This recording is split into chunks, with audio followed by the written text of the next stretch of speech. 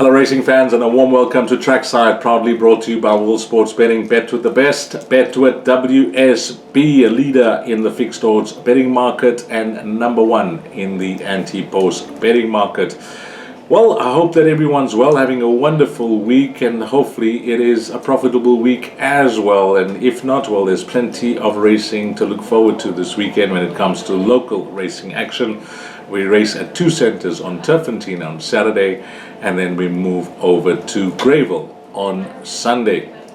Well, there's no thing to speak about when it comes to feature race action, but we're now building up to the Marshall's World of Sport Gold Cup that will come up at the end of the month, and that promises to be a top liner when it comes to this season. All feature races carded, featuring the juvenile features as well, the Premier's Champions Stakes, the Iteguini Stakes. Those are the two juvenile features. We've got the Champions Cup, and of course the Mercury Sprint as a Group 1 for the best sprinters in the land. And then the main event will be the Marshall's World of Sport Gold Cup as well. But all that at the end of the week, and as we build up, I'm sure World Sports Betting will have lots of specials and lots of promotions as well. What's happening on this show? Well, it's 4 to follow, and I picked out 4 horses, so away we go with those 4 horses. I'm going to begin with the one that we like on Saturday, and I say the one that we like on Saturday because it's just the one runner that I've picked out, and it's a long wait.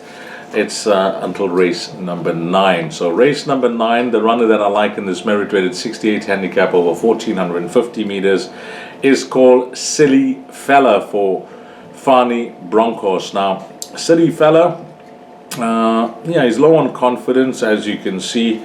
It's now been over a year since his maiden win, which has seen his merit rating drop from a 70 to a low 71. And at this stage, well, he's racing off a 59. But you're just going to have a look at his last, 2, 4, 6, 8, 9 runs. All have been solid efforts from 1,400 up to 1,800 meters. And no doubt he's threatening to win.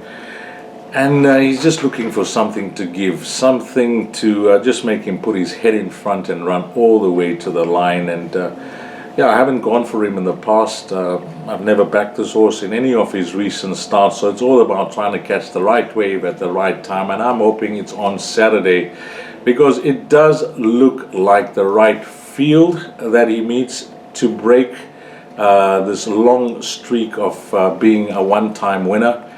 And the key for me is the draw, because we're racing on the Turffontein inside track, and pole position is a massive plus.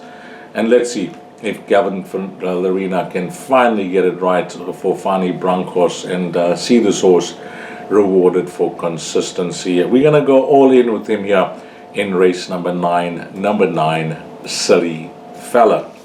Then I mentioned that just the one horse on Saturday, and then I've picked out 3 horses on Sunday at Greyville, and the first of the 3 will begin early. It will begin in race number 2, and his name is Ready or Not. He's trained by Dean Canamea for the Kaya Stables, and of course Keegan DeMello.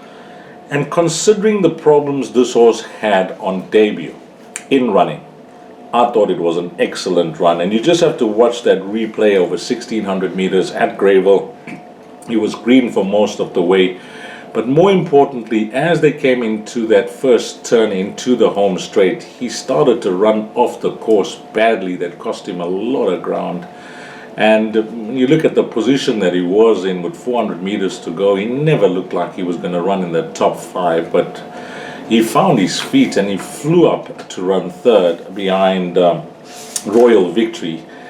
And it was a tremendous effort from him because Dean Canamea has since mentioned that during the running, the bit actually broke on Ready or Not. So there was very little control from the saddle with Keegan DeMello, because he could never steer this horse, in the right direction around the turn, even down the straight. I mean, how much of control did he have? I think the horse just did it all by himself, all the way to the line, and that was a tremendous run on debut.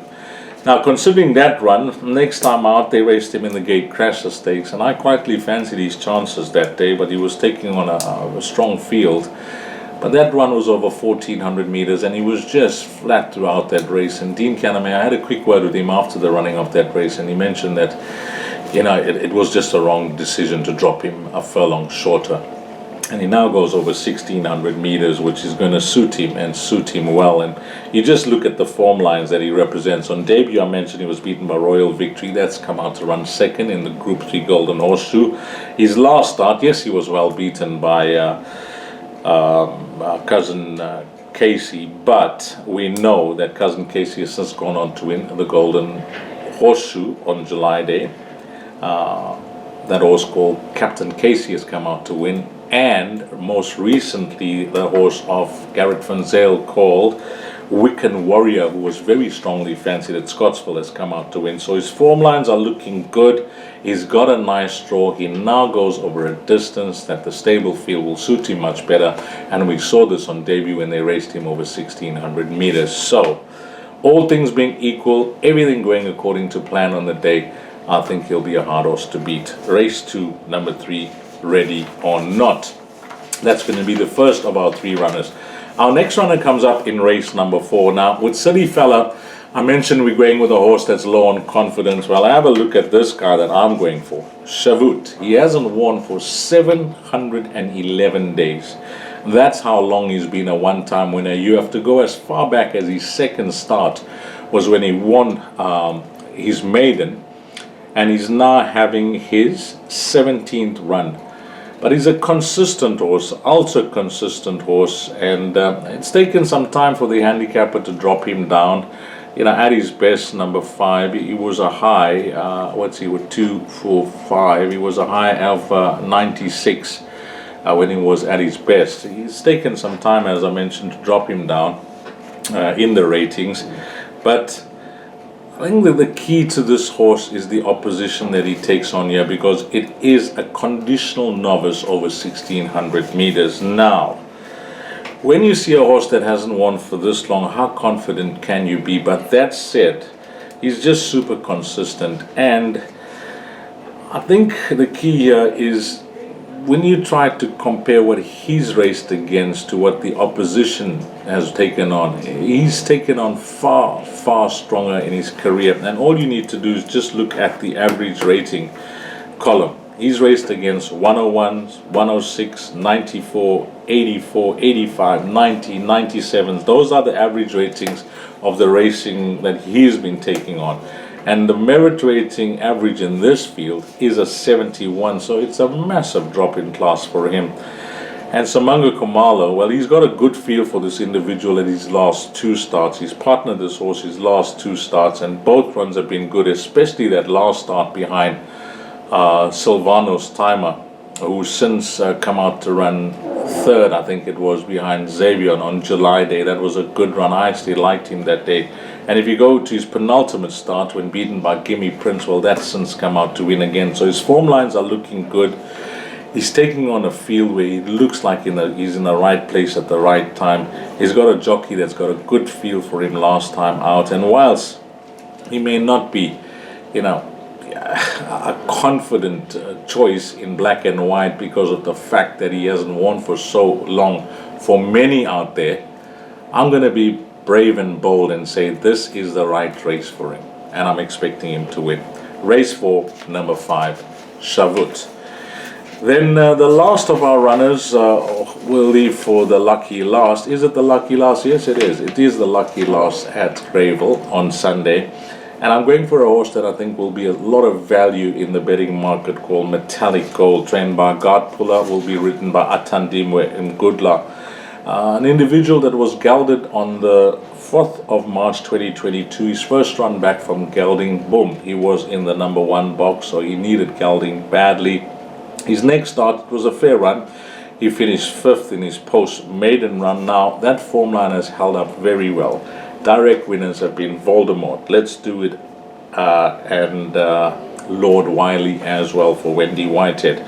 And there have been subsequent winners as well in Running Rifles and Mr. Pigel. So that form line is looking very good. And then last time out, which was in the case in Breeders 1200, he was drawn 11 out of the 12 runners, and he was given a nice patient ride by Atandiwe Mgudla. and he ran on. He was one of the horses that certainly caught the eye behind the fancied and the backed Proud Master from the Dennis Dreyer stable, and I thought that was a good run. He's now better drawn, this individual. He's a horse that I think, over the course and distance, 1200 meters, if he can repeat his last performance and just find himself more favorably positioned turning into the straight, and if he has that same turn of foot, I think he'd have an outstanding chance of winning this number 6, which is Metallic Gold. So that is where we're going to try and end it off with Trackside. And of course, with those 4 horses, 2 trebles will be up on the World Sports Betting menu. And that is it for the show, guys. And I trust that you're all going to have a wonderful weekend wherever you're playing your racing, be it at Turffontein on Saturday or Greyville on Saturday, or maybe it's a free weekend for you and you want to back both centers, Turffontein and Greyville. Hopefully everything goes according to plan with our 4 selections for Trackside. And as always, on behalf of the team at World Sports Betting, thanks to all the punters, but more importantly and more especially, thanks to you, the valued customer. Until we meet again, you take care. Salanigashe.